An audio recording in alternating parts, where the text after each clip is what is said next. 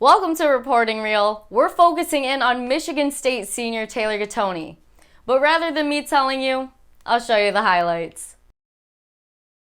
What does it mean to get this win, especially to get the 5th consecutive win against Michigan State tonight? Now, I really want you to get into it. I want you to analyze everything you're seeing, okay? So let's pull it up here. Oh, good Lord. Take it a little bit back, all right? Tell us what you're seeing. What's going on? Well, I see a guy there that wasn't able to land the flip. Who's that guy? Ethan Boyd, who grew up in East Lansing, and Michigan State is practically in his backyard.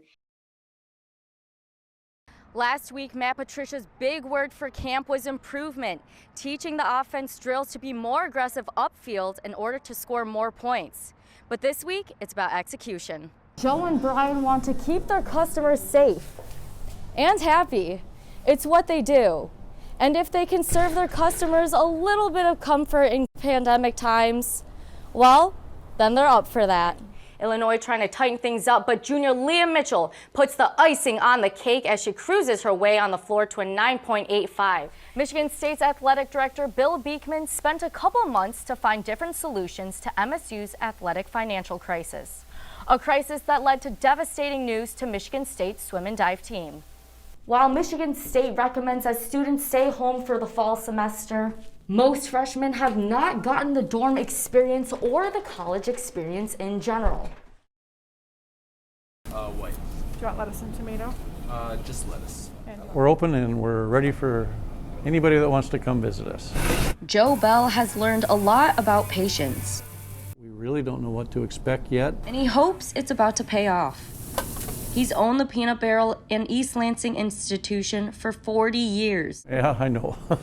And even if he has to keep the crowd to much less than full, At 25%. he's happy he's open again.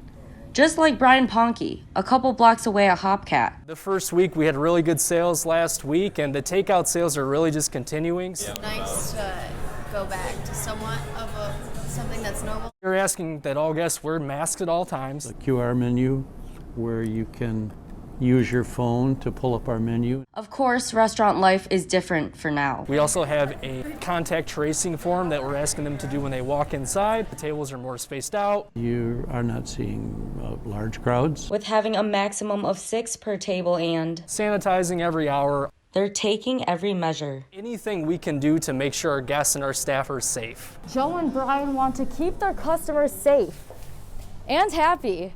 It's what they do.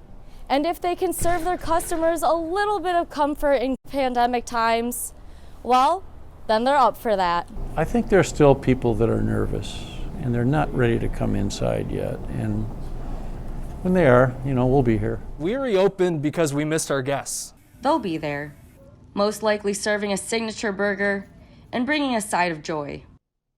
I feel like this all of you guys being here is a trophy in itself. At the Let Them Play rally, high school athletes are voicing for a chance to play. I'm here because it's supposed to be my senior season. Just want to be able to get a chance to play. They're taking a stand. You can't really practice wrestling without contact, so we're really fighting to get that season back. And took it to the Capitol. When I had found out that we weren't going to be able to play, I was just talking to my mom and I almost broke down in tears because it hurt me. Because it's important to them. It's been delayed. We were supposed to start in November, and it's just been delayed and delayed and delayed, and we're tired of it. Athletes here at the Let Them Play rally are done wasting their time having their season taken away from them. But another factor of why they're here has to do with mental health. It's weird because even for school, we're all online, so we're just pretty much sitting in our rooms or our houses all day. The rally was more than having the athletes play. With sports, it helps them escape the bad home life, escape everything that isn't good. To each individual, it held a deeper meaning. He could have been a statistic if he wouldn't open up to me. They're willing to do what it takes to be able to compete. Please let us play. 5 days later, the athletes won big. All in this together. Governor Whitmer announced high school sports to resume today. Hey, Governor Whitmer. But that is it for this edition of Focal Point News. I'm Jacob Lothamer. And I'm Taylor Gattoni. Have a great weekend.